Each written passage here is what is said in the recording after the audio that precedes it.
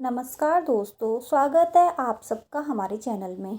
आज हम बात करेंगे देवउठनी एकादशी, जिसे प्रबोधनी एकादशी भी कहते हैं। इस दिन का क्या महत्व है, इस दिन तुलसी विवाह कैसे किया जाता है, व्रत कैसे रखते हैं और इसे कब खोलना चाहिए, यह सब जानने के लिए वीडियो को अंत तक जरूर देखें। तो चलिए दोस्तों, देरी न करते हुए वीडियो को शुरू करते हैं, कुछ जानकारी प्राप्त करते हैं।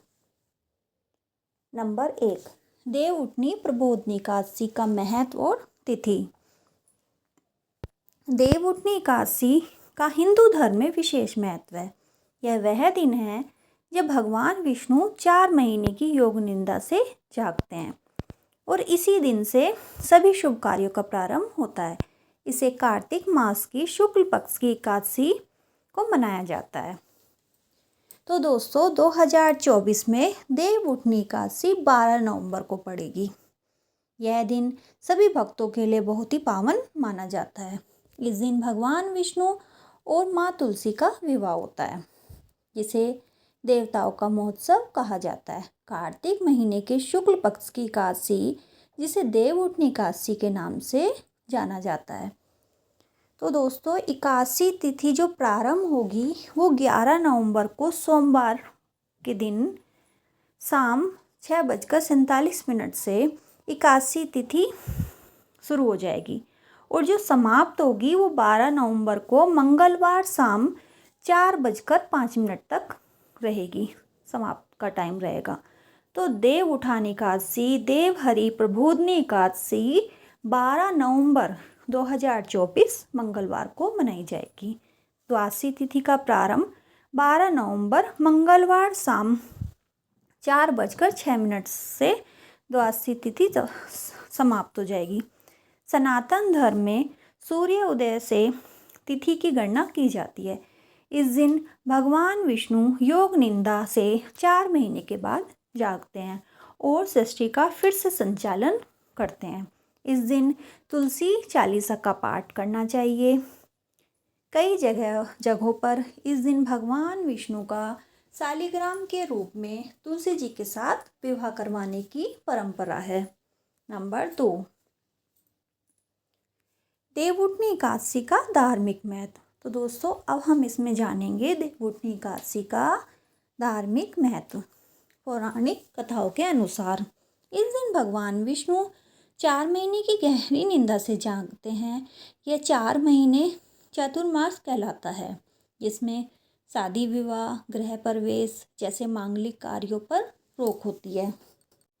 मान्यता है कि इस दिन व्रत रखने से सभी पापों का नाश होता है और विष्णु भगवान की कृपा से मोक्ष की प्राप्ति होती है। भक्तों के लिए यह दिन पवित्रता, भक्ति और पुण्य का अवसर है। नंबर 3, एकादशी व्रत का महत्व। एकादशी व्रत को स्वयं भगवान विष्णु ने सर्वश्रेष्ठ व्रत कहा है। इस दिन व्रत रखने से भक्तों को उनके पापों से मुक्ति मिलती है और विष्णु भगवान का आशीर्वाद भी प्राप्त होता है। विशेष रूप से देवउठनी एकादशी का व्रत करने से व्यक्ति के सभी पाप धुल जाते हैं और उसे भगवान विष्णु की विशेष कृपा प्राप्त होती है। नंबर 4, तुलसी विवाह का महत्व। इस दिन तुलसी विवाह की परंपरा भी होती है। यह विवाह भगवान विष्णु और तुलसी जी के रूप में माता लक्ष्मी का होता है और इसे धार्मिक दृष्टिकोण से अत्यंत महत्वपूर्ण माना गया है, क्योंकि इससे पारिवारिक सुख और सुख समृद्धि प्राप्त होती है, आती भी है। तुलसी विवाह के बाद से विवाह संबंधित मांगलिक कार्यों की अनुमति हो जाती है। इस दिन से शादी विवाह, कुछ शुभ कार्य जिसको भी अपने घर में करने हो शुरू हो जाते हैं।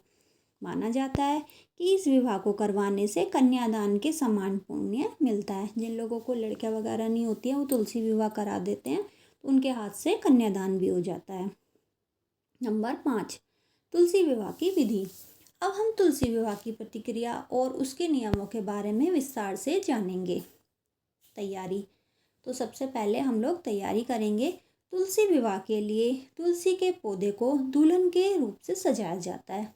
इसके लिए पहले तुलसी के पौधे को स्वच्छ पानी से एकदम धोएंगे। उसके पास में रंगोली बनाएंगे। इस दिन जो तुलसी माता का पौधा होता है, तुलसी माता जो होती हैं बिल्कुल दुल्हन के रूप में सजाई जाती हैं। भगवान विष्णु की प्रतिमा या शालिग्राम को दूल्हे के रूप में स्थापित किया जाता है। तुलसी और भगवान विष्णु दोनों को वस्त्र, गहनों, माला और सुहाग सामग्री जैसे सिंदूर, बिंदी आदि से सजाया जाता है। जैसे कि मैंने आपको पहले बताया कि बिल्कुल दूल्हे दुल्हन के रूप जैसा सजाया जाता है।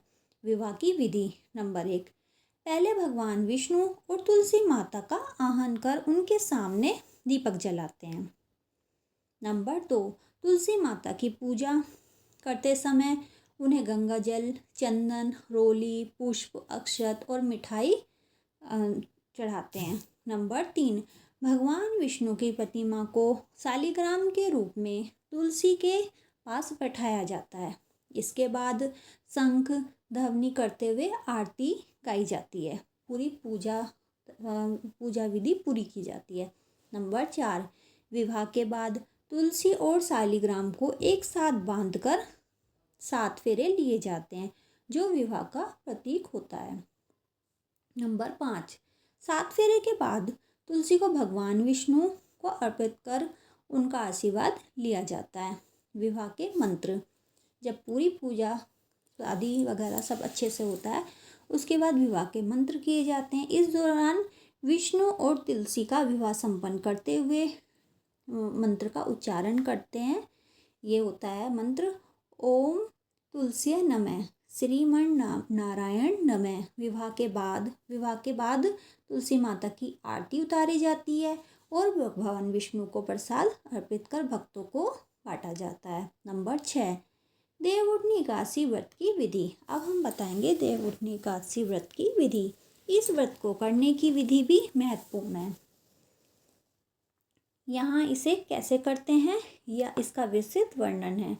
प्रातःकाल की तैयारी, सूर्योदय से पहले उठकर स्नान कर लें, स्वच्छ कपड़े वस्त्र धारण कर लें, अपने भगवान विष्णु का ध्यान करते हुए व्रत का संकल्प लें। घर के मंदिर में विष्णु भगवान की प्रतिमा के सामने दीपक जलाकर पूजा प्रारंभ करें, जैसे कि हम सभी पूजा पाठ में करते हैं। अब होगी पूजा की प्रतिक्रिया। भगवान विष्णु की पूजा करते समय गंगा जल, फूल, अक्षत, धूप, दीप, नैवेद्य आदि अर्पित करें। पूजा के दौरान विष्णु सहस्त्रनाम या विष्णु चालीसा का पाठ करें। यदि संभव हो तो श्रीमद् भागवत गीता का पाठ करें।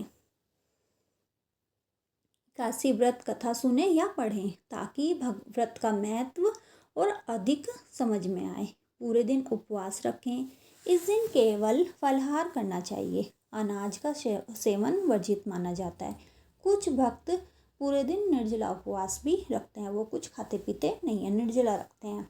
दिन भर भगवान विष्णु के नाम का जाप करते रहें। नंबर 7, एकादशी व्रत खोलने की विधि। तो जब हम व्रत को खोलेंगे तो व्रत द्वादशी के दिन सूर्योदय के बाद और हरिवासर समाप्त होने के बाद किया जाता है। द्वादशी तिथि से पारण करने का सही समय ज्योतिषीय मान्यताओं के अनुसार सुबह का समय होता है।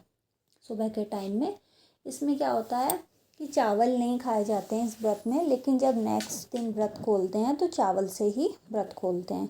पारण करते समय पहले विष्णु भगवान का ध्यान करें, फिर अन्न का सेवन करें। इस प्रकार देवउठनी एकादशी का व्रत और तुलसी विवाह की विधि का पालन करने से भगवान विष्णु और तुलसी माता का आशीर्वाद मिलता है। यह दिन अपने जीवन में पवित्रता, भक्ति और सुख शांति को स्थापित करने का एक महत्वपूर्ण अवसर होता है।